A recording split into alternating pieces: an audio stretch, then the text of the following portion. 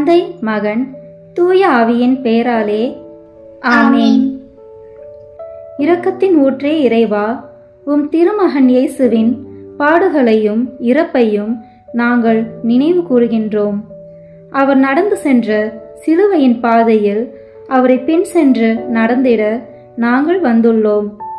இறுதி வரை இயேசுவின் உண்மை சீடராக நாங்கள் வாழ வரமருள வேண்டும் என்று உம்மை இறைஞ்சி மன்றாடுகின்றோம். ஆமென். நாம் செய்த பாவங்களுக்கு பரிகாரமாக உத்தம மனஸ்தாப ஜெபம் சொல்வோம். ஏன் இறைவா, நன்மை நிறைந்தவர் நீர், அனைத்திற்கும் மேலாக அன்புக்கு உரியவர். என் பாவங்களால் உம்மை மனநோக செய்துவிட்டேன். ஆகவே நான் குற்றங்கள் பல செய்தேன் எனவும் நன்மைகள் பல செய்ய தவறினேன் எனவும் மனம் நொந்து வருந்துகிறேன். உமது அருள் துணையால் நான் மனம் திரும்பி இனிமேல் பாவம் செய்வதில்லை என்றும் பாவத்துக்கு ஏதுவான சூழ்நிலைகளை விட்டு விலகுவேன் என்றும் உறுதி கொடுக்கிறேன். எங்கள் மீட்பராம் இயேசு கிறிஸ்துவின் பாடுகளின் பயனாக இறைவா என் மேல் இரக்கமாயிரும். திவ்ய இயேசுவே, எங்களுக்காகவும் உத்தரிப்பு நிலை ஆன்மாக்களுக்காகவும் சிலுவை பாதையை தியானிப்பவர்களுக்கு அளிக்கப்படும் பலன்களை அடைய விரும்பி உம் இரக்கத்தை கெஞ்சி மன்றாடுகிறோம். புனித மரியாவே, வியாழ அன்னையே, இயேசுவின் பாடுகளின் போது அவரோடு நீர் உடன் இருந்து அவருடைய பாடுகளில் பங்கேற்றது போல நாங்களும் எங்கள் அயலார் அனுபவிக்கும் துன்பங்களில் அவர்களுடன் இருந்து துணை புரியும் ஆற்றலை பெற உம் திருமைந்தனிடம் எங்களுக்காக வேண்டிக் கொள்ளும். ஆமென். ஆண்டவர் அழைக்கிறார் அவனியை மாற்ற. சிலுவை பாதை முன்னுரை. இயேசுவின் திருப்பாடுகளின் பாதையில் பங்கெடுக்க வந்துள்ள இறை சமூகமே, இயேசுவின் பாடுகளுக்கும் சாவுக்கும் உட்படுத்த எத்தனித்து கொண்டிருந்த யூத குருக்களின் தலைமை குருவாகிய கைப்பாஸ் சொன்ன நியாயம் என்ன தெரியுமா? மக்களுக்காக ஒருவன் மட்டுமே இறப்பது நலம். ஆம், கிறிஸ்துவின் மரணம் ஒரு தனி நபருக்காகவோ, ஒரு தனி இனத்துக்காகவோ, ஒரு தனி நாட்டுக்காகவோ நிகழ்ந்த மரணம் அல்ல. மாறாக அது மக்கள் அனைவருக்காக, மனித சமுதாயத்துக்காக நிகழ்ந்த மரணம். உலகின் பாவங்களை போக்க வந்த இறைவனின் செம்மறியான இயேசுவின் பாடுகளில், மரணத்தில், பலியில் மனித சமூகத்திற்கே பங்குண்டு. அந்த சமூகத்தில் நீங்களும் நானும் அடக்கம். நாம் அனைவரும் தனி நபர்கள்தான் என்ற போதிலும் கிராமம், ஊர், நகரம், மாவட்டம், மாநிலம், நாடு, உலகம் என பல நிலைகளில் சமூகத்தின் அங்கத்தினர்களே. இந்த சமூகத்தின் அங்கத்தினர்களாய் இருக்கும் நமக்கு உரிமைகள் உண்டு, கடமைகளும் உண்டு. செசாருக்குரியதை செசாருக்கு செலுத்த வேண்டிய அவசியம் அனைவருக்கும் உண்டு. அந்த கடமைகளை செய்ய தவறுகிற போது சமூகம் நலிவுறுகிறது. நலிவுற்ற சமூகத்தில் இயேசுவின் பாடுகள் மறு பிரசன்னம் ஆகிறது. அவற்றில் உங்களுக்கும் எனக்கும் பங்குண்டு. இந்த சிலுவை பாதையின் போது சமூக கண்ணோட்டம் நம்மை வழிநடத்தட்டும். ஒரு சமூகமாக இயேசுவின் பாடுகளை தியானிப்போம், பின் செல்வோம். முதல் நிலை. திவ்ய இயேசுவே, உம்மை ஆராதித்து வணங்கி உமக்கு நன்றி அறிந்த தோத்திரம் செய்கிறோம். அதேனென்றால் உமது பாரமான திருச்சிலுவையாலே இந்த உலகத்தை மீட்டு ரட்சித்தீர். இயேசு சாவுக்கு தீர்ப்பிடப்படுகின்றார். நீதிமானாகிய இயேசு குற்றவாளியாக்கப்படுகிறார். நிரபராதியான இயேசு தண்டிக்கப்படுகிறார். கை கழுவுகிறது அதிகார வர்க்கம். மௌனம் சாதிக்கிறது மக்கள் மந்தை. தவறான தேர்வு நடந்து முடிகிறது. பரபாஸ் விடுவிக்கப்படுகிறான். இயேசு தண்டிக்கப்படுகிறார்.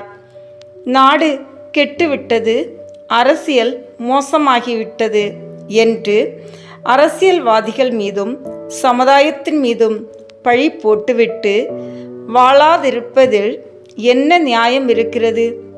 நாட்டில் நிலவும் அவல நிலைக்கு நாமும் ஒரு வகையில் காரணம்தான். அரசியல்வாதிகள் தாமாக முளைப்பதில்லை, அவர்களை தேர்வு செய்வது நாம் தானே. தவறான ஆட்சியாளர்கள் தேர்ந்தெடுக்கப்படுவதற்கு நாம் செலுத்த தவறிய வாக்கு காரணம். தவறான பொருளாதார சமூக கொள்கைகளுக்கு நாம் எழுப்ப தவறிய எதிர்ப்பு காரணம். நல்லவர்கள் தலைமை பொறுப்பை எட்ட முடியாததற்கு நாம் அளிக்க தவறிய ஆதரவு காரணம்.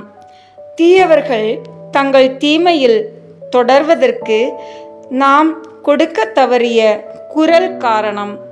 அரசியல் ஒரு சாக்கடை என அறிவு ஜீவிகள் அர்த்தம் கூறிவிட்டு அக்கறையே இல்லாமல் இருப்பதால்தான் அது ஒரு சாக்கடையாகவே இருக்கிறது.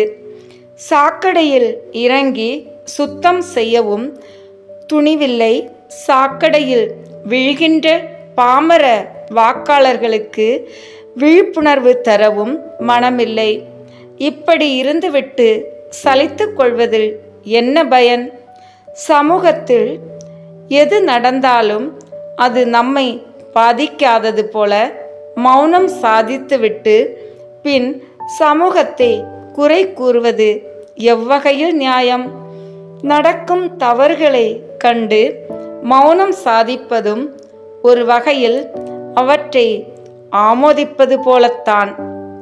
பிலாத்துவின் தீர்ப்புக்கு எதிராக மக்கள் கிளர்ந்திருந்தால், மத குருக்களுக்கு எதிராக யூதர்கள் திரண்டிருந்தால், இயேசுதான் வேண்டும், பரபாஸ் வேண்டாம் என குரல் கொடுத்திருந்தால், ஒருவேளை இயேசுவின் மரணம் தவிர்க்கப்பட்டிருக்கும். நீங்களும் நானும் நன்மைக்கு ஆதரவாக தீமைக்கு எதிராக குரல் கொடுக்க துணிந்தால் அரசியலும் சமூகமும் மாறக்கூடும். ஜெபம். இறைவா, மௌனத்தால் மாற்றங்கள் நிகழ்வதில்லை என்பதை புரிந்து கொண்டு எனது சமூக கடமைகளை சரியான நேரத்தில் சரியான விதத்தில் செய்ய அருள் தாரும். ஆமேன். எங்கள் பேரில் தயவாயிரும் சுவாமி, எங்கள் பேரில் தயவாயிரும். எங்கள் பேரில் தயவாயிரும் சுவாமி, எங்கள் பேரில் தயவாயிரும். மரித்த விசுவாசிகளுடைய ஆத்துமாக்கள் சர்வேசனுடைய இரக்கத்தினால் நித்திய சமாதானத்தில் இளைப்பாற கடவன. ஆமேன். இரண்டாம் நிலை. திவ்ய இயேசுவே, உம்மை ஆராதித்து வணங்கி உமக்கு நன்றி அறிந்த தோத்திரம் செய்கிறோம். அதேனென்றால் உமது பாரமான திருச்சிலுவையாலே இந்த உலகத்தை மீட்டு ரட்சித்தீர். இயேசுவின் தோள் மேல் சிலுவை சுமத்தப்படுகிறது. கள்வர்களும் கயவர்களும் சுமக்க வேண்டிய சிலுவை இயேசுவின் தோள்கள் மீது சுமத்தப்படுகிறது. சுமக்க வேண்டிய தோள்களா அவை? பல்லக்கில் சுமக்கப்பட வேண்டியவர் ஆயிற்றே. ஆயினும் காரணமின்றி அவர் மீது சிலுவை சுமத்தப்படுகிறது. அவரும் சுமக்கிறார். இன்றைக்கும் காரணமே இல்லாமல் சிலுவை சுமப்பவர்கள் உண்டு. தோள்களில் சுமக்கப்பட வேண்டிய குழந்தைகளின் தோள் மீது சுமைகள் ஏற்றப்படுகின்றன. புத்தக சுமைகளுக்கு பதிலாக கூலி சுமைகளை சுமக்க நேரிடுகிறது. படிக்க வேண்டிய வயதில் பட்டாசு தொழிற்சாலைகளுக்கு செல்லும் குழந்தை தொழிலாளர்களை பார்த்ததுண்டா?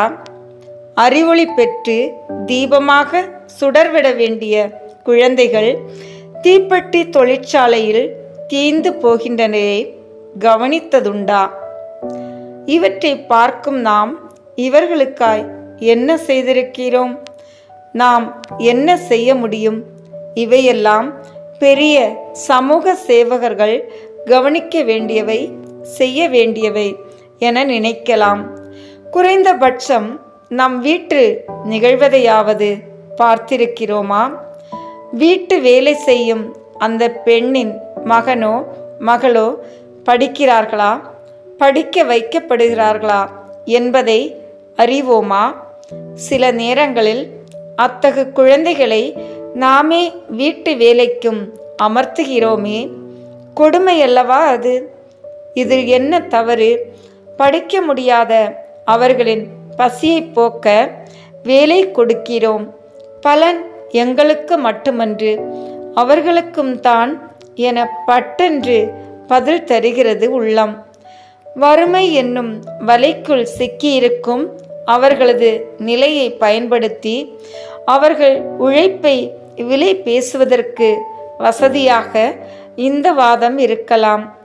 ஆனால் இளமையில் கல் என்ற முதுமொழி இந்த குழந்தைகளுக்கு மறுக்கப்படுவதற்கு நாமும் ஒரு காரணம். படிக்க விரும்பியும் வறுமையால் முடியாதவர்களை நாம் இனம் கண்டு உதவும் வரை இந்த குற்றத்தில் நமக்கும் பங்குண்டு. ஜெபம்.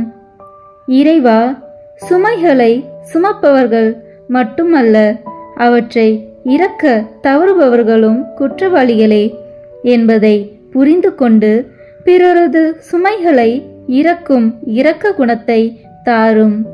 ஆமேன்.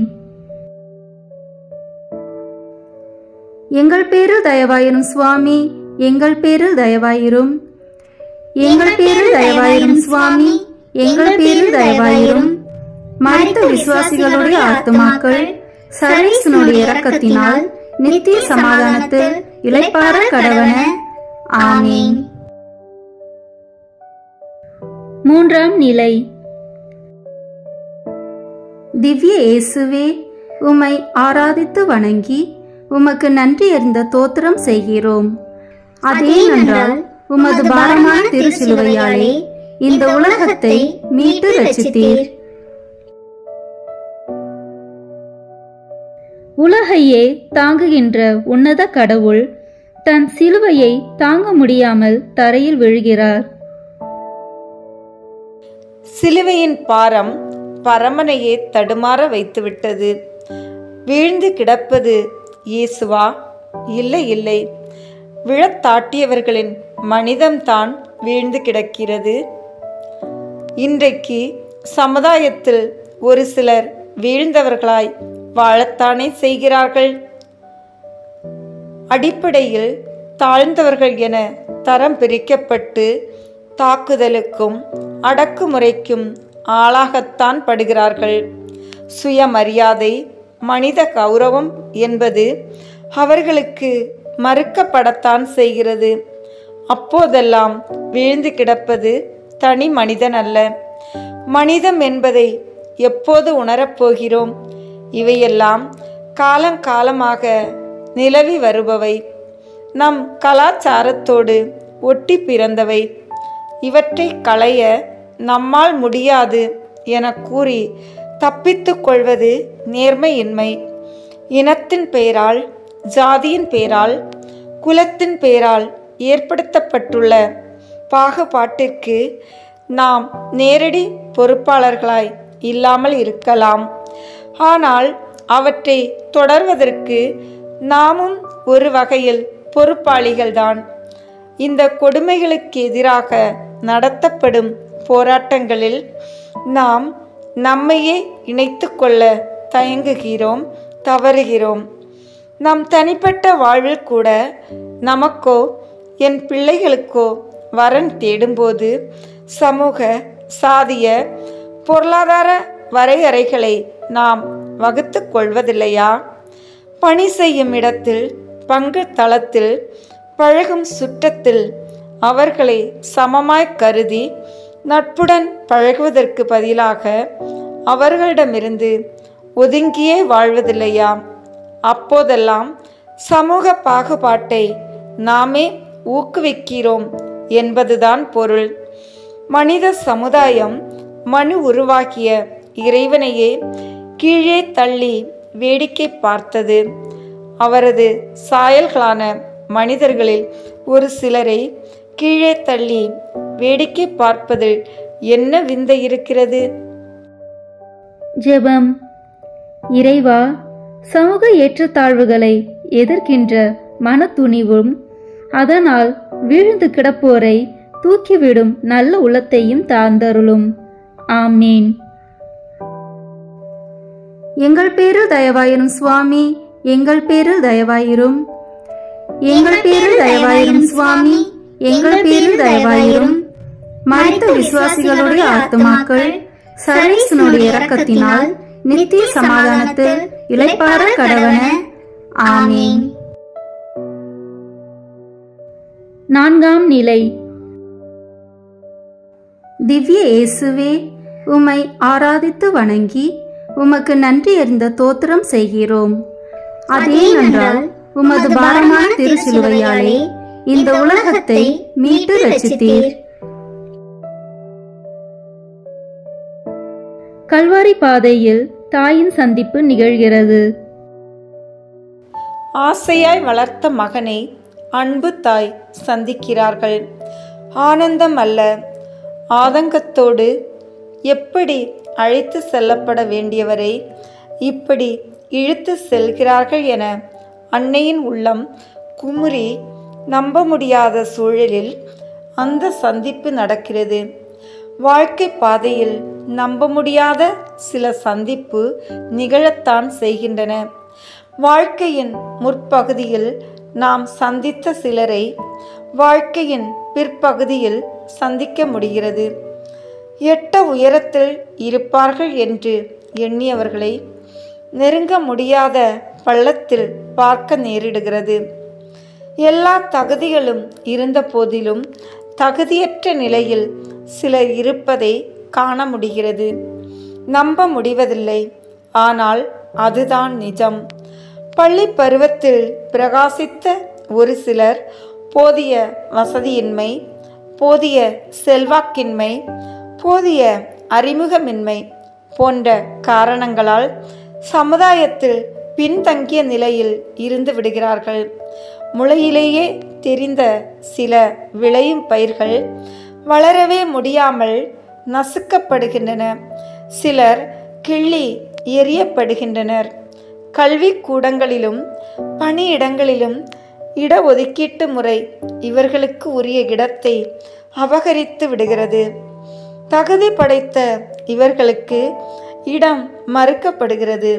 விளைவு, கனவுகள் கலைந்தவர்களாக வாழ்க்கையின் விளிம்பில் விழி பிதுங்கி இருக்கிறார்கள். இடஒதுக்கீடு பின்தங்கியவர்களுக்கு இன்றியமையாததுதான், மறுப்பதற்கில்லை. ஆனால் இன ரீதியாக மட்டுமே முற்படுத்தப்பட்டவர்களாகவும் மற்றெல்லா விதத்திலும் பின்தங்கி இருப்போரின் கதி என்ன?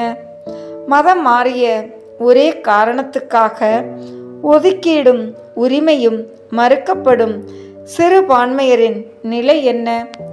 அரசாங்கத்தின் தவிர்க்க முடியாத சில அணுகுமுறையால் நிகழும் இந்த விபரீதத்திற்கு நாம் என்ன செய்ய முடியும் என்ற கூற்றில் உண்மை இருக்கலாம்.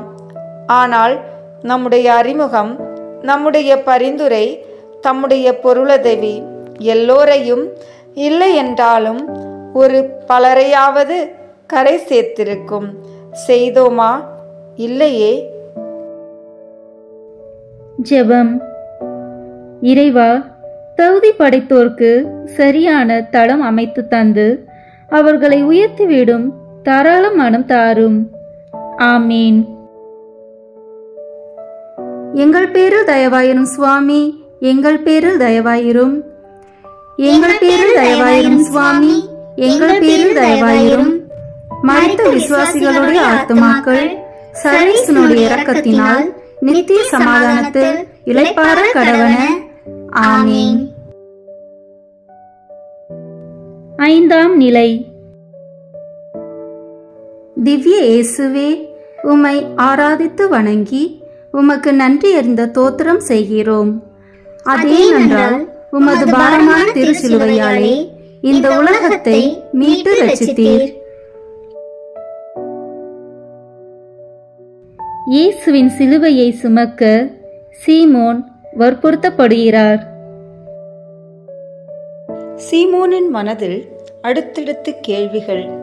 இவர் நீதிமானா? குற்றவாளியா?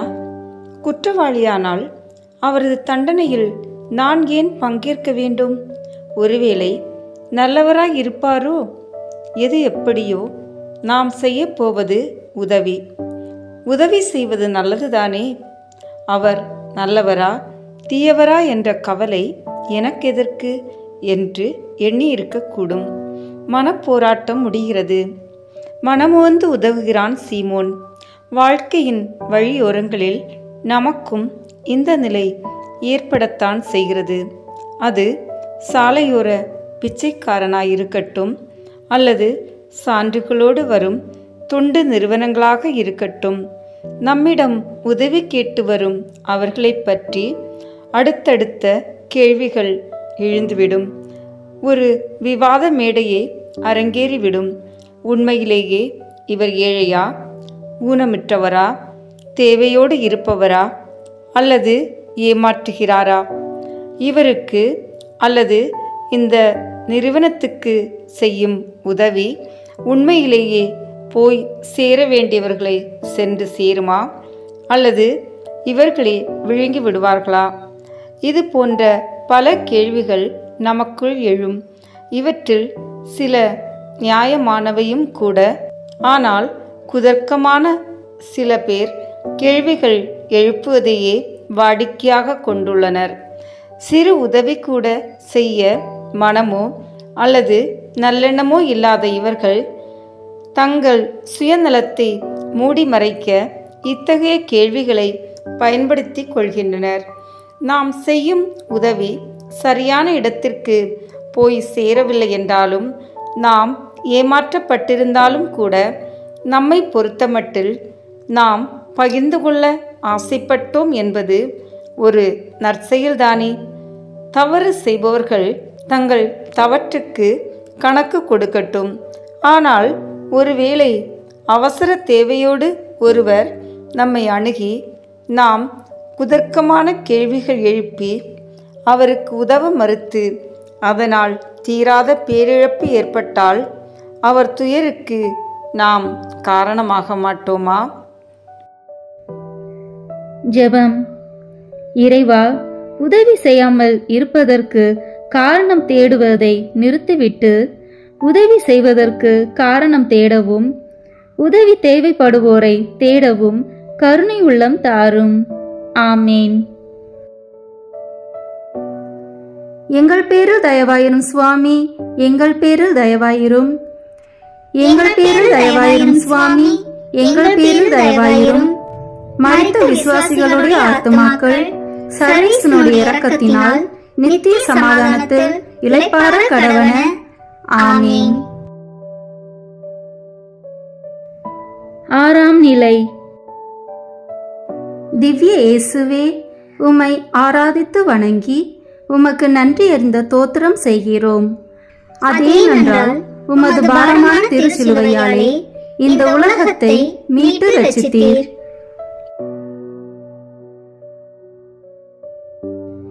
இயேசுவின் திருமுகத்தை வெரோனிகாள் துடைக்கிறார். பொலிவிழந்த அந்த முகத்தை பார்த்த பின்னும் அவரால் சும்மா இருக்க முடியவில்லை.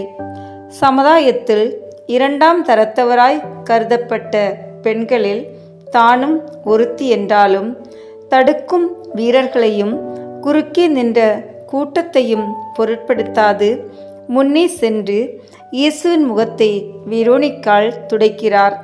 தடைகளை தாண்டும் துணிவு அவரிடம் இருந்தது. பொலிவிழந்த முகங்களையும் கரைபடிந்த முகங்களையும் நாமும் பார்க்கத்தான் செய்கின்றோம். இயற்கையாகவே நமக்குள் இருக்கும் மனிதம், இரக்கம், அன்பு, தயாள குணம் அந்த முகங்களின் கரைகளை துடைக்க நம்மை தூண்டுகிறது. தன் நெற்றி பொட்டையும் கூந்தலின் பூவையும் இழந்த விதவை பெண்ணுக்கு வாழ்வு கொடுக்க மனம் சம்மதிக்கிறது.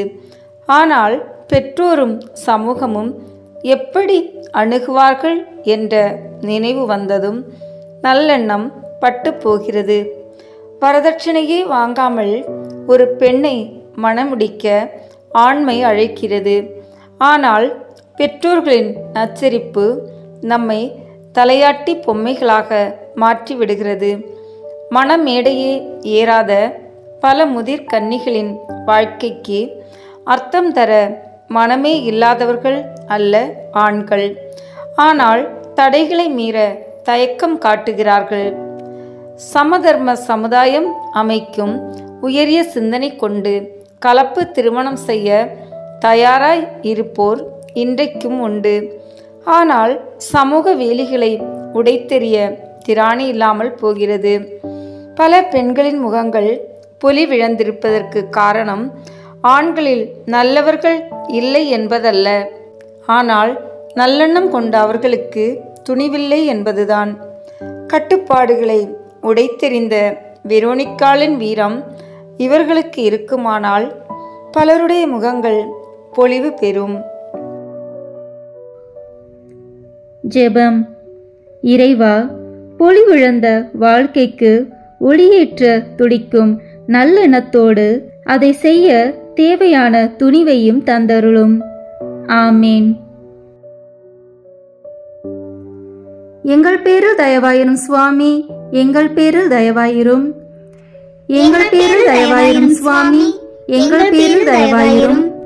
மரித்த விசுவாசிகளுடைய ஆத்துமாக்கள் சர்வேசனுடைய இரக்கத்தினால் நித்திய சமாதானத்தில் இளைப்பாற கடவன. ஆமீன். ஏழாம் நிலை. திவ்ய இயேசுவே, உம்மை ஆராதித்து வணங்கி உமக்கு நன்றி அறிந்த தோத்திரம் செய்கிறோம். அதேனென்றால் உமது பாரமான திருச்சிலுவையாலே இந்த உலகத்தை மீட்டு ரட்சித்தீர்.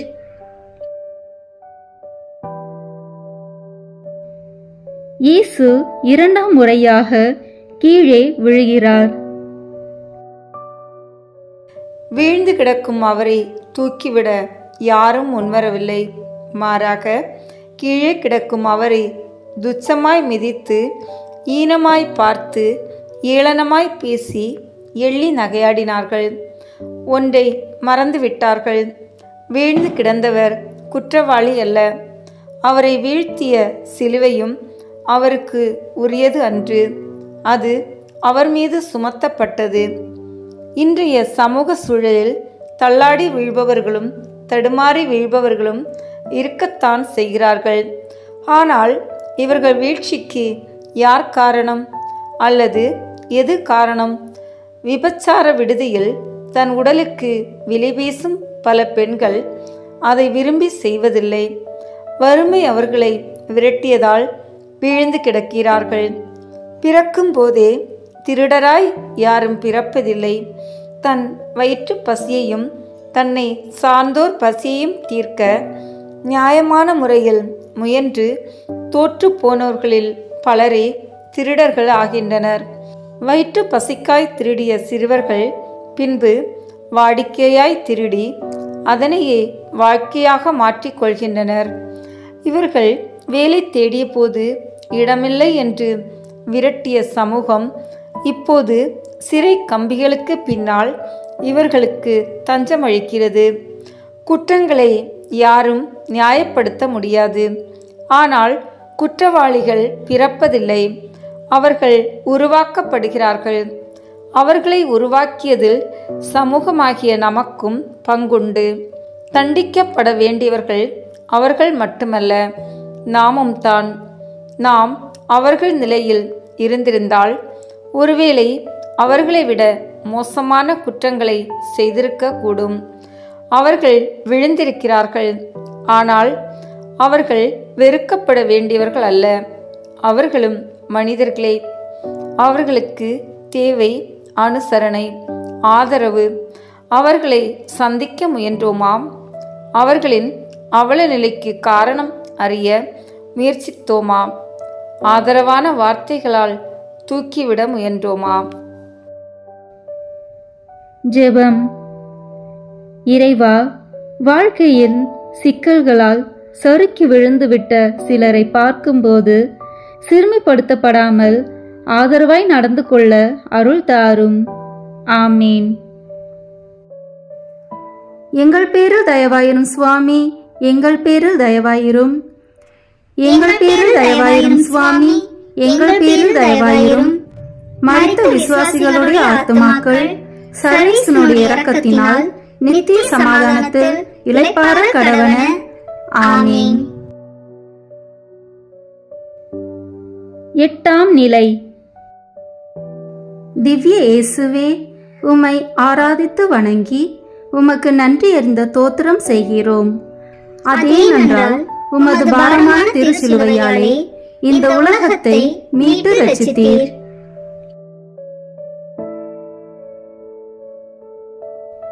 எருசலேம் மகளிர் இயேசுவை பார்த்து கண்ணீர் வடிக்கிறார்கள், கதறி அழுகிறார்கள். இயேசுவுக்கு நிகழ்ந்தவற்றை பார்த்து அழுகிறார்கள், புலம்புகிறார்கள். புலம்புவதால் என்ன பயன்? தீமையை எதிர்க்காமல் உதிர்க்கும் கண்ணீரால் பயனேதும் இல்லை.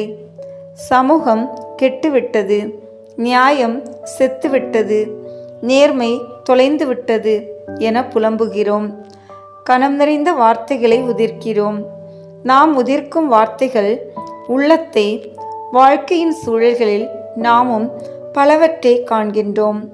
சமூகம் கெட்டுவிட்டது, நியாயம் செத்துவிட்டது, நேர்மை தொலைந்து விட்டது என்று புலம்புகிறோம். கனம் நிறைந்த வார்த்தைகளை சுடுவதில்லை, எனவேதான் உதட்டளவில் நின்று விடுகிறது. மாற வேண்டியவையும் மாற்றப்பட வேண்டியவையும் இவ்வுலகில் நிறையவே உள்ளன. களைய வேண்டியவையும் கழுவப்பட வேண்டியவையும் சமூகத்தில் நிறையவே உள்ளன. கயமையைக் கண்டு முகம் கசிவதில் மட்டும் என்ன பயன்? அவற்றை களைவதற்கு என்ன செய்தோம்? என் ஒருவனால் என்ன செய்ய முடியும்? ஒரு கை அசைந்தால் ஓசை வராது என்றெல்லாம் கூறி தப்பிக்க பார்க்கிறோம். ஒரு கை அசைந்தால் ஓசை வராது, உண்மைதான். ஆனால் ஒரு கையுமே அசையவில்லை என்றாலும் ஓசை வராது, வரவே வராது. எல்லோரும் ஒதுங்கிவிட்டால் தீமை ஒதுங்காது. வீதியில் இறங்கி வீருடன் எதிர்க்க முடியாமல் போகலாம். ஆனால் குறைந்தபட்சம் நாம் பணி செய்யும் இடங்களிலாவது, நாம் சந்திக்கும் சூழல்களிலாவது, கண்ணெதிரே நடக்கும் தவறுகளையாவது தட்டி கேட்க துணிவு வேண்டாமா? அதையெல்லாம் விட கொடுமை இவையெல்லாம் காலத்தின் கட்டாயம் என நாமே தவறு செய்துவிட்டு சமாதானம் சொல்லிக் கொள்கிறோம். காரியம் ஆவதற்கு கையூட்டு கொடுப்பதும், பிரச்சனைகளிலிருந்து தப்பிக்க பொய் சாட்சி சொல்வதும், வேண்டாம் வம்பு என்று ஒதுங்கி போவதும் புத்திசாலித்தனமாய் கருதப்படுகிறது. இப்படியெல்லாம் இருந்துவிட்டு சமூகம் கெட்டு விட்டது என்று பழி போடுவது முதலை கண்ணீர் வடிப்பதற்கு சமம். இதைத்தான் எருசலேம் மகளிர் செய்தனர். அதைத்தான் நாமும் செய்கிறோம். ஜெபம். இறைவா, இருளை பழிப்பதை விட ஒளியை ஏற்றுவதே மேல் என்பதை புரிந்து கொண்டு என்னையும் நான் இருக்கும் இடத்தையுமாவது இருளற்ற ஒளி படர்ந்த இடமாக மாற்ற துணை புரியும். ஆமீன். எங்கள் பேரில் தயவாயிரும் சுவாமி, எங்கள் பேரில் தயவாயிரும். எங்கள் பேரில் தயவாயிரும் சுவாமி, எங்கள் பேரில் தயவாயிரும். மரித்த விசுவாசிகளுடைய ஆத்துமாக்கள் சர்வேசனுடைய இரக்கத்தினால் நித்திய சமாதானத்தில் இளைப்பாற கடவன. ஆமீன். 9ஆம் நிலை. திவ்ய இயேசுவே, உம்மை ஆராதித்து வணங்கி உமக்கு நன்றி அறிந்த தோத்திரம் செய்கிறோம். அதேனென்றால் உமது பாரமான திருச்சிலுவையாலே இந்த உலகத்தை மீட்டு ரட்சித்தீர்.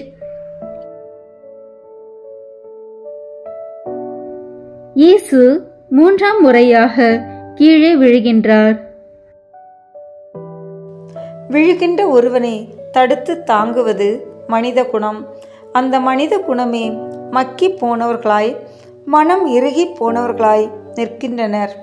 வீரர்களும் மக்களும் வாழ்வின் சில உண்மைகளை பார்க்கும்போது நம் இதயமும் இறுகி போய்விட்டதோ, நம் மனிதமும் மங்கி போய்விட்டதோ என்ற ஐயம் எழுகிறது. விழுபவர்கள் பலர் உண்டு. போதையில் விழுபவர்கள், காமத்தில் விழுபவர்கள், மமதையில் விழுபவர்கள், இப்படி எத்தனையோ பேர். இவர்கள் விழுவதில் சுகம் காண்பவர்கள். இவர்களை பற்றி நமக்கு கவலை இல்லை. ஆனால் தாங்கள் விழுவதை உணரக்கூட முடியாமல் விழுபவர்கள் உண்டு.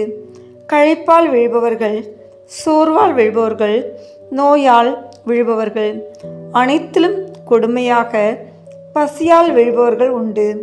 அதுவும் நம் நாட்டில் நிறைய பேர் உண்டு.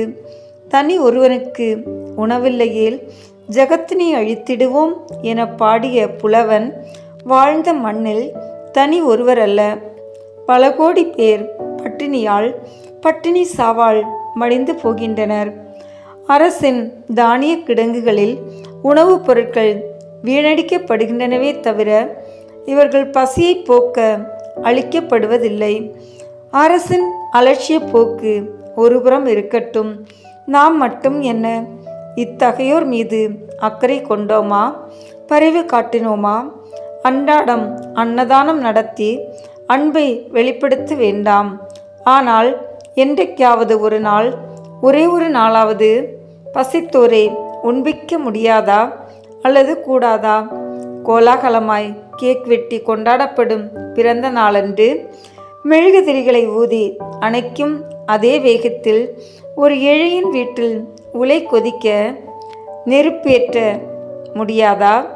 லட்சங்கள் செலவழித்து நிகழ்த்தப்படும் திருமண பந்தியில் பரிமாறப்படும் பல வகை பண்டங்களில் கொஞ்சமாவது பசித்தோரை பூசிக்க பயன்படக்கூடாதா?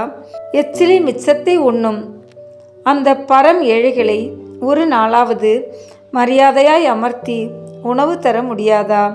முடியும். ஆனால் இவற்றை பற்றி சிந்திக்கவே நாம் துணிவதில்லை.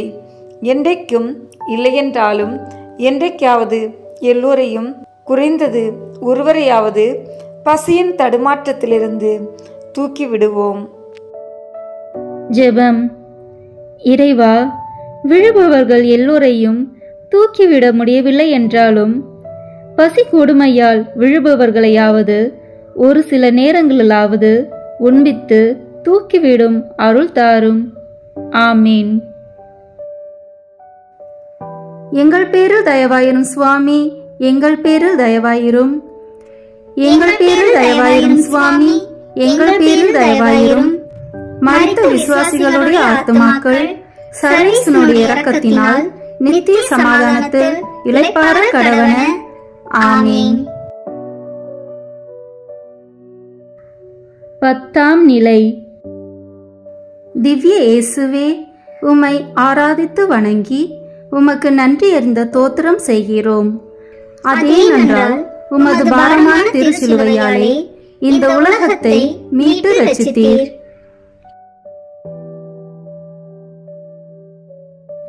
இயேசுவின் ஆடைகளை களைகின்றார்கள். அக்கிரமம் அணை கடக்கிறது, அத்துமீறல் எல்லை தாண்டுகிறது. குற்றவாளிகளுக்கு கூட கொடுக்கக்கூடாத ஒரு அவமானத்தை இறைமகனுக்கு தருகிறார்கள். நிலைமைகள் ஒன்றும் மாறிவிடவில்லை. இன்றும் அத்துமீறல்கள் அன்றாடம் நடக்கத்தான் செய்கின்றன. அரசியல் உலகில் நடக்கும் அத்துமீறல்கள் பளிச்சென்று தெரிகிறது. சமுதாயத்தில் சாதிய கொடுமை தலைவிரித்தாடுகிறது. மனநல காப்பகங்கள் மிருக சாலைகளை விட மோசமாய் நடத்தப்படுகின்றன. மனித மாண்பு மடிந்து போகிறது. சுய கௌரவம் என்ற ஆடைகளை களையப்பட்டு மனிதம் நிர்வாணமாக்கப்படுகிறது. சமுதாயத்தின் ஒரு தளத்தில் மட்டுமே இவை நடப்பதாய் நாம் ஏமாந்து போகக்கூடாது. இளைய தலைமுறையும் இந்த துர்க்குணங்களை உள்வாங்கிக் கொண்டது. கல்லூரி வளாகத்திலும் அதை சுற்றிய சாலைகளிலும் ரேக்கிங் என்ற பெயரிலும் ஈவ்டீசிங் என்ற பெயரிலும் நடக்கும் கொடுமைகள் நாம் அறிந்தவையே. நெருப்பில் துடிக்கும் விட்டில் பூச்சிகளாய் எத்தனை இளம் மாணவ மாணவிகள் சிலர் உள்ளத்தால் செத்து போகிறார்கள், சிலர் உடல் அளவிலும் செத்து போகிறார்கள். விளையாட்டாய் தொடங்கி விபரீதமாய் தொடர்ந்து விபத்துக்களாய் முடிகிறது இந்த கொடுமை. சில நேரங்களில் தற்கொலையாய் தடம் மாறவும் செய்கிறது. வெட்கப்பட வேண்டியது யார்? ஏளனம் செய்யப்படுவோர்களா? இல்லை இல்லை, ஏளனம் செய்வோர்கள். வெதும்பி போக வேண்டியது யார்? இழிவாக நடத்தப்படுவோர்களா? இல்லை இல்லை, இழிவாக நடத்துவோர்கள். இத்தகைய கொடுமைகள் பற்றி கேள்வியுறும்போது உறைந்து போகிற இதயம் பின்பு உறங்கி போகிறது. சில நிகழ்வுகளின் அதிர்வுகள் உள்ளவரை மனித உரிமை பற்றி பேசப்படுகிறது. பிறகு மனித உரிமையும் மனித மாண்பும் மறுக்கப்படுகின்ற போதெல்லாம் உரத்த குரல் கொடுப்போம். நாம் வாழும் இடங்களில் அதை மதித்து காப்போம். ஆற்றல்கள் வளர்ந்து கொள்ளும் அதே நேரத்தில் மனித பண்புகளையும் வளர்த்து கொள்வோம். ஜெபம். இறைவா, உம் சாயலாக நீர் படைத்த மனிதன் மாண்புக்குரியவன் என்பதை உணர்ந்து எல்லோரையும் எல்லா நேரத்திலும் எல்லா சூழலிலும் மாண்புடன் நடத்தும் அருள் தாரும். ஆமீன். எங்கள் பேரில் தயவாயிரும் சுவாமி, எங்கள் பேரில் தயவாயிரும். எங்கள் பேரில் தயவாயிரும் சுவாமி, எங்கள் பேரில் தயவாயிரும். மரித்த விசுவாசிகளுடைய ஆத்துமாக்கள் சர்வேசனுடைய இரக்கத்தினால் நித்திய சமாதானத்தில் இளைப்பாற கடவன. ஆமீன். 11ஆம் நிலை. திவ்ய இயேசுவே, உம்மை ஆராதித்து வணங்கி உமக்கு நன்றி அறிந்த தோத்திரம் செய்கிறோம். அதேனென்றால் உமது பாரமான திருச்சிலுவையாலே இந்த உலகத்தை மீட்டு ரட்சித்தீர். இயேசுவை சிலுவையில் அறைகிறார்கள். சிகரம் ஏற்றப்பட வேண்டியவர் சிலுவை ஏற்றப்படுகிறார். மேடைக்கு அழைத்து செல்லப்பட வேண்டியவர் மரணத்திற்கு அழைத்து செல்லப்படுகிறார். உலகம் மதிக்கும் பணபலம், அதிகார பலம் இல்லாததால் இயேசுவை எந்த எதிர்ப்புமின்றி சிலுவையில் அறைகிறார்கள். இன்றைக்கும் சிலுவை இருக்கத்தான் செய்கின்றன. அதில் அப்பாவிகள் பலர் அநியாயமாய் தூங்குகின்றனர். வறுமையின் காரணமாய் என்றோ வாங்கிய கடனை திருப்பி செலுத்த முடியாமல் அந்த கடனுக்காக வட்டி செலுத்தவே தங்கள் உழைப்பையும் வியர்வையையும் இரத்தத்தையும் நிரந்தரமாக தந்து கொண்டிருக்கும் கொத்தடிமைகள் பணபலத்தால் சிலுவையில் அறையப்படுகிறார்கள்.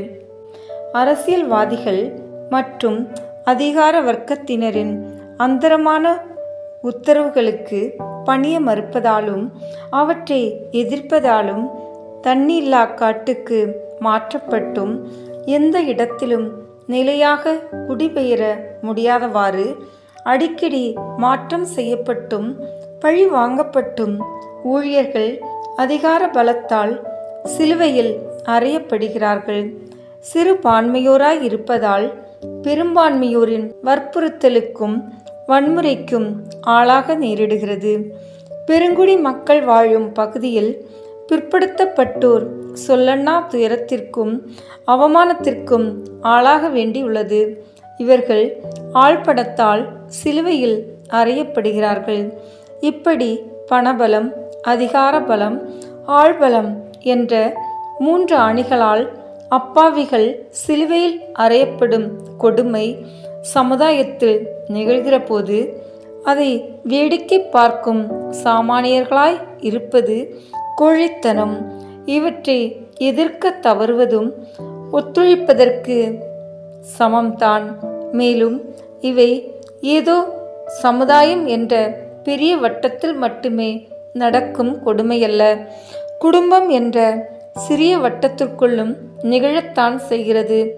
சம்பாதிக்கிறோம் என்பதால் பணபலமும், ஆண் அல்லது பெரியோர் என்பதால் அதிகார ஸ்ரீபலமும், மாப்பிள்ளை வீட்டார் கூட்டு குடும்பம் என்பதால் ஆள்பலமும் பெற்று குடும்பத்திலேயே மற்றவர்களை மதிக்காது சிலுவையில் அறைகிறோம். சமூகத்திலும் சரி, குடும்பத்திலும் சரி, சமநிலை தராது சிலரை கட்டுப்படுத்தி வைப்பதில் என்ன வீரம் இருக்கிறது? கட்டி வைத்து அடிப்பது வீரனுக்கு அழகல்லவே. ஜெபம். இறைவா, பிறரின் சுதந்திரத்தை மதிக்காது அவர்களை அறைந்து கட்டுப்படுத்தும் கயமையை களைந்து அனைவரின் உரிமையையும் மதித்து பேணும் நல்ல மனத்தை தாரும். ஆமேன். எங்கள் பேரில் தயவாயிரும் சுவாமி, எங்கள் பேரில் தயவாயிரும். எங்கள் பேரில் தயவாயிரும் சுவாமி, எங்கள் பேரில் தயவாயிரும். மரித்த விசுவாசிகளுடைய ஆத்துமாக்கள் சர்வேசனுடைய இரக்கத்தினால் நித்திய சமாதானத்தில் இளைப்பாற கடவன. ஆமீன். 12ஆம் நிலை.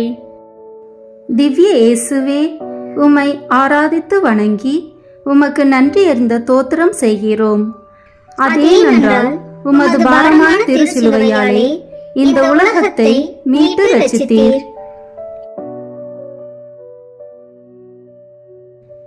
இயேசு சிலுவையில் உயிர் துறக்கிறார். கடந்த காலத்தின் நிகழ்வுகள் அவர் கண்முன்னே வருகின்றன. சிலுவை சாவுக்கான காரணத்தை அந்த நிகழ்வுகளில் அவரால் காண முடியவில்லை. காரணமின்றி தன்னை கொன்றவர்களை கண்ணோக்குகிறார். கோபம் வரவில்லை, கருணை பெருக்கெடுக்கிறது. தந்தையே, இவர்களை மன்னியும் என மன்றாடி மடிகிறார். இன்றைய நாட்களில் காரணமின்றி கிறிஸ்துக்களின் எண்ணிக்கையும் தாக்கப்படும் கிறிஸ்துக்களின் எண்ணிக்கையும் அதிகரித்து கொண்டே போகின்றன. இயேசு ஒரு சாதாரண யூதனாகவோ, ஒரு பரிசேயனாகவோ அல்லது ஒரு சதுசேயனாகவோ இருந்திருந்தால் கொல்லப்பட்டு இருக்க மாட்டார். அவர் சாவுக்கு கையளிக்கப்பட்டதன் காரணம் அவர் கிறிஸ்துவாக இருந்ததுதான். இன்றைக்கும் கிறிஸ்துவன் சாயல்களாக இருப்பதனால், கிறிஸ்தவளாக இருக்கிற ஒரே காரணத்தினால் தாக்கப்படுகிறோம், கொல்லப்படுகிறோம். நிர்வாணமாக்கப்பட்டு தாக்கப்பட்ட குருக்களாகட்டும், பாலியல் பலாத்காரம் செய்யப்பட்ட கன்னியராகட்டும், உயிரோடு எரிக்கப்பட்ட போதகராகட்டும் அல்லது பச்சிளம் குழந்தைகளாகட்டும், இன்னும் தாக்கப்பட்டும் கொல்லப்பட்டும் வரும் எண்ணிறந்த கிறிஸ்தவர்களாகட்டும், இவர்கள் செய்த குற்றம் என்ன? பள்ளிகள் நடத்தி பாடம் பயிற்றுவித்ததா? மருத்துவமனை நடத்தி ஆரோக்கியம் காத்ததா? சமமாய் பழகி விழிப்புணர்வு ஊட்டியதா? அல்லது தொழுநோயாளருடன் தோழமையாய் இருந்ததா? எது குற்றம்? எதுவுமே குற்றமில்லை. ஒன்றை தவிர, கிறிஸ்துவை ஏற்று வணங்கி போதித்து வந்ததுதான் குற்றம். சமுதாய தீமைகளை சாதாரணவர்களாய் பார்த்து திருச்சபையின் வித்து வேத சாட்சிகளின் இரத்தம் பேசாமல் இருந்தால் நாம் சுதேசிகள். அவற்றை களைய இயேசுவின் பெயரால் முற்பட்டால் நாம் விதேசிகள். தாக்குதலுக்கு உரியவர்கள் உடலையும் உணர்வையும் அறிவையும் சீர்படுத்தி ஆன்மாவையும் ஈடேற்ற முயல்வதற்கு கட்டாய மதமாற்றம் என்ற சாயம் பூசி சாபமிடுகின்றனர். மாற்றங்கள் நிகழ்வது அவர்களுக்கு ஆபத்தானது. கடைநிலையில் இருப்போர் முன்னேறிவிட்டால் தாங்கள் முன்னிலை வகிப்பது தொடர முடியாது என்ற பயம். எனவே தாக்குகின்றனர். இவர்கள் மீது நாம் கோபம் கொள்ள மாட்டோம். தந்தையே, இவர்களை மன்னியும், ஏனெனில் செய்வதறியாது செய்கிறார்கள் என இயேசுவோடு ஜெபிப்போம். கிறிஸ்து பாடுபட்டார், கிறிஸ்தவம் பிறந்தது. நாமும் பாடுபடுவோம், கிறிஸ்தவம் தழைக்கும். ஜெபம். இறைவா, உடலை கொல்ல முயல்பவர்களுக்கு அஞ்சாமல் ஆன்மாவை கொல்ல முயல்வோருக்கு மட்டுமே அஞ்சவும், இறுதி வரை கிறிஸ்துவுக்காகவே வாழ்ந்து மரிக்கவும் அருள் தாரும். ஆமீன். எங்கள் பேரில் தயவாயிரும் சுவாமி, எங்கள் பேரில் தயவாயிரும். எங்கள் பேரில் தயவாயிரும் சுவாமி, எங்கள் பேரில் தயவாயிரும். மரித்த விசுவாசிகளுடைய ஆத்துமாக்கள் சர்வேசனுடைய இரக்கத்தினால் நித்திய சமாதானத்தில் இளைப்பாற கடவன. ஆமீன். 13ஆம் நிலை. திவ்ய இயேசுவே, உம்மை ஆராதித்து வணங்கி உமக்கு நன்றி அறிந்த தோத்திரம் செய்கிறோம். அதேனென்றால் உமது பாரமான திருச்சிலுவையாலே இந்த உலகத்தை மீட்டு ரட்சித்தீர்.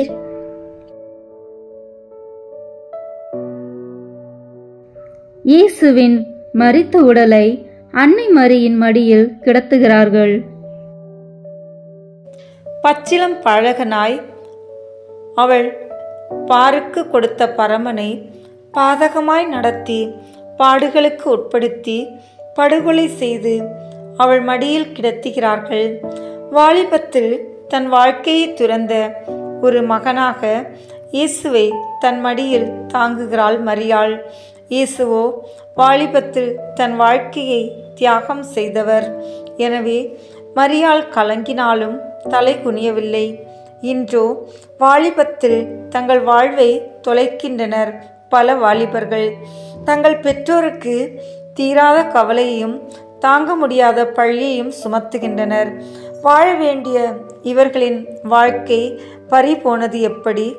எந்த குழந்தையும் நல்ல குழந்தைதான் மண்ணில் பிறக்கையிலே அந்த குழந்தை தாயின் மடியை கடந்து தானாக நடந்து விரைவாய் வளர்ந்து சமுதாய அரங்குக்குள் நுழையும் போதுதான் அதன் குணம் மெருகேறுகிறது அல்லது உருக்குறைகிறது.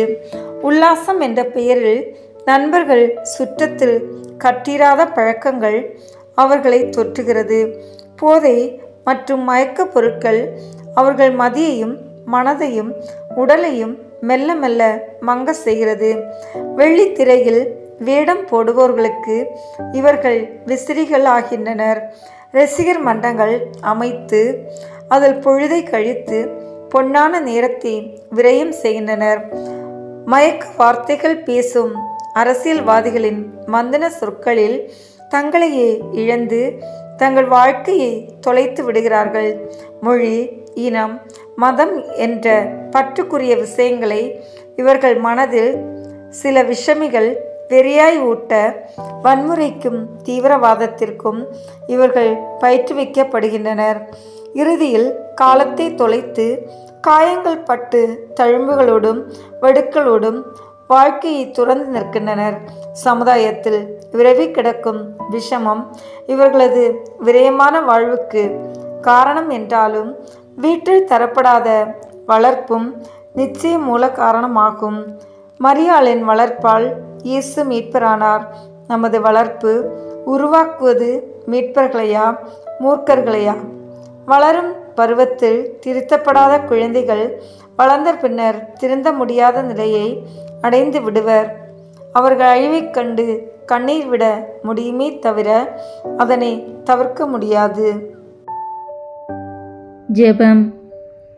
இறைவா, தரிக்கப்படாத கிளைகள் தணலில் இடப்படும் என்பதை உணர்ந்து எங்களிலும் எங்கள் பிள்ளைகளிலும் தரிக்கப்பட வேண்டிய குணங்களை தரிக்கவும் நன்முறையில் வளர்க்கவும் அருள் தாரும். ஆமீன். எங்கள் பேரில் தயவாயிரும் சுவாமி, எங்கள் பேரில் தயவாயிரும். எங்கள் பேரில் தயவாயிரும் சுவாமி, எங்கள் பேரில் தயவாயிரும். மரித்த விசுவாசிகளுடைய ஆத்துமாக்கள் சர்வேசனுடைய இரக்கத்தினால் நித்திய சமாதானத்தில் இளைப்பாற கடவன. ஆமீன். 14ஆம் நிலை. திவ்ய இயேசுவே, உம்மை ஆராதித்து வணங்கி உமக்கு நன்றி அறிந்த தோத்திரம் செய்கிறோம். அதேனென்றால் உமது பாரமான திருச்சிலுவையாலே இந்த உலகத்தை மீட்டு ரட்சித்தீர்.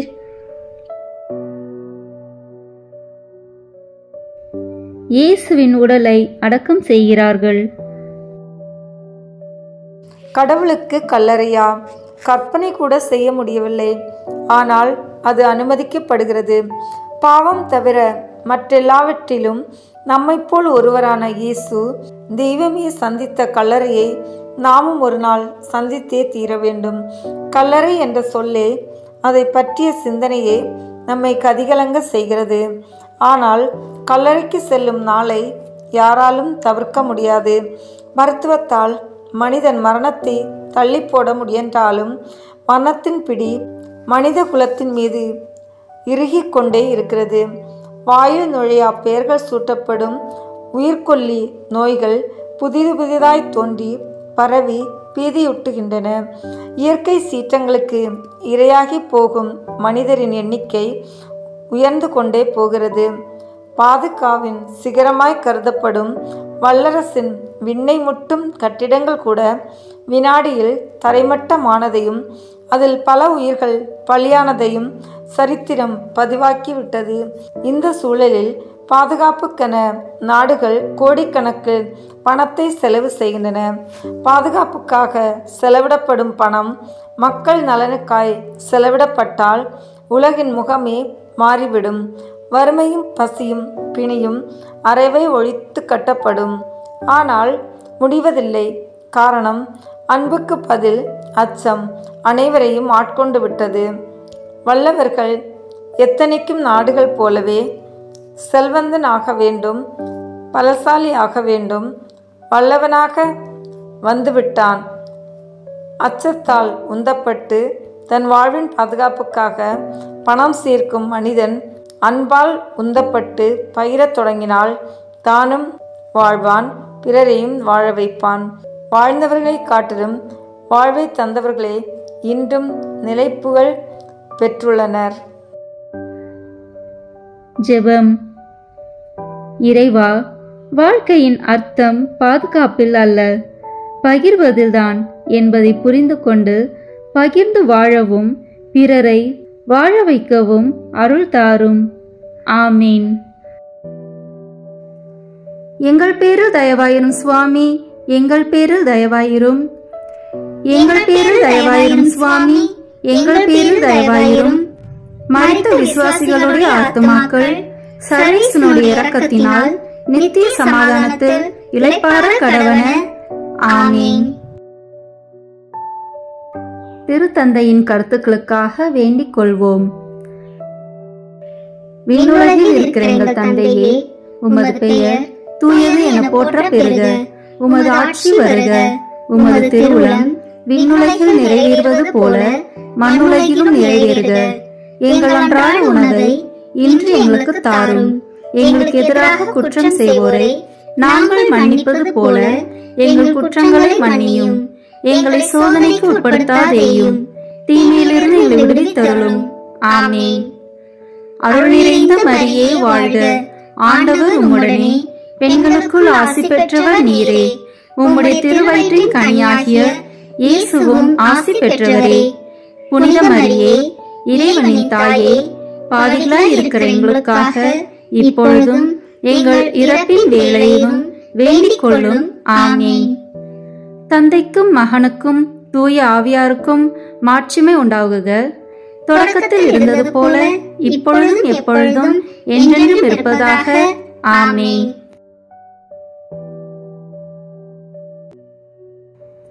தவக்காலம் ஒரு புனிதமான காலம். மனிதன் இறைவனை அதிகம் தேடுகின்ற காலம். இக்காலத்திலே நாம் ஒருத்தல் முயற்சிகளும் தவ முயற்சிகளும் செய்ய வேண்டும் என்று திருச்சபை நமக்கு எண்பிக்கின்றது. இத்தவ காலத்தில் நாம் செய்யக்கூடிய ஒரு சில ஒருத்தல் முயற்சிகளையும் தவ முயற்சிகளையும் இன்று காணலாம். இவையெல்லாம் இத்தவ காலத்திலேயே உங்களுக்கு பயனுள்ளதாக இருக்கும். உங்கள் வாழ்வை புனிதப்படுத்தும். உங்கள் வாழ்வானது இறைவனோடு ஒன்றாக இணைவதற்கு இது உதவியாக இருக்கும் என்பதில் எந்த சந்தேகமும் இல்லை. 1. தவறாமல் இக்காலம் முழுவதும் ஒவ்வொரு நாளும் திருப்பலியில் பங்கேற்று நற்கருணை உட்கொள்ளுதல். அடிக்கடி திருப்பலியில் பங்கெடுத்தல். 2. திருவிவிலியத்தை இக்காலத்தில் ஒவ்வொரு நாளும் வாசிக்க பழகுவது. 3. வெள்ளிக்கிழமைகளில் இயேசுவின் பாடுகளை திருவிவிலியத்தில் வாசித்து தியானிக்கலாம். 4. வெள்ளிக்கிழமைகளில் ஒரு சந்தி சுத்த போசனம் கடைபிடிக்க வேண்டும்.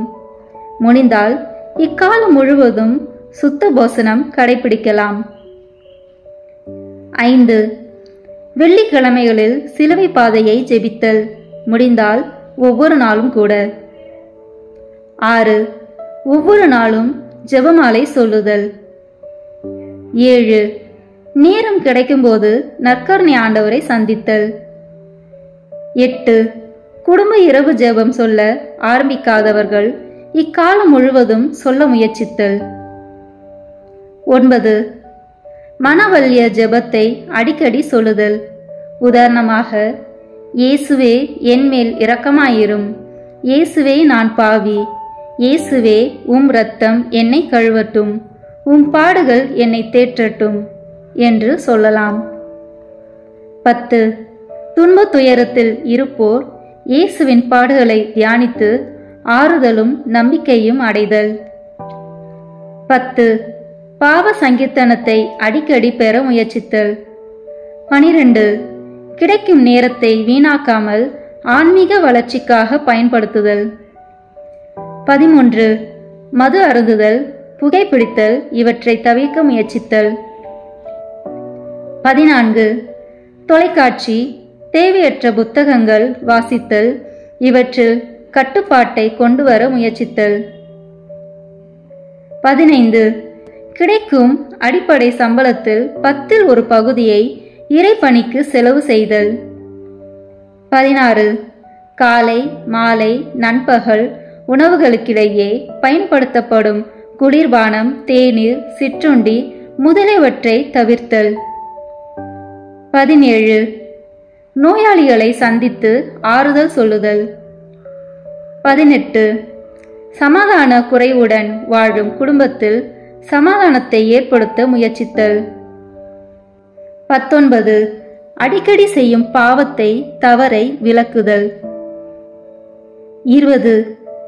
விருப்பமான உணவு வகையில் கட்டுப்பாட்டை கொண்டு வருதல். 21. ஒவ்வொரு நாளும் ஏதாவது சிறு உதவி செய்தல். 22.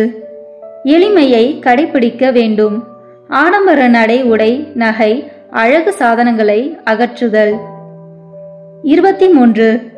மனத்தாங்கல்கள் உள்ளோரை மன்னித்து அன்புடன் பழகுதல். 24. அநியாய வட்டி வாங்காமல் பிறரை துன்பத்திற்கு உள்ளாக்காமல் இருப்பது. 25.